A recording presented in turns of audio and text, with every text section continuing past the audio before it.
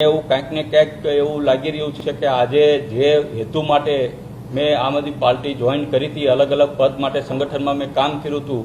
એમાં મને કંઈક ને કંઈક ક્ષતિ જણાઈ રહી છે. એટલે આજે મીડિયાના મારફત હું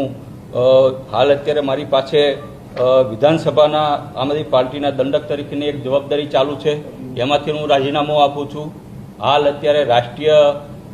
જોઈન્ટ સેક્રેટરીની મારી પાસે અત્યારે જવાબદારી છે, એમાંથી પણ હું રાજીનામું આપું છું. મારા શીર્ષ નેતૃત્વ માનનીય અરવિંદ કેજરીવાલને મેં આ રાજીનામું એમના પર્સનલ વોટ્સઅપ કરી અને મેં મોકલી દીધું છે અને વિનંતી કરી છે કે પાર્ટી મને દરેક પદ ઉપરથી જવાબદારી મુક્ત કરે અને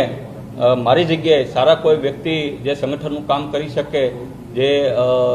ભારતીય જનતા પાર્ટીને આગળ એની સામે અવાજ ઉઠાવી એવા વ્યક્તિને લાવે એવી વિનંતી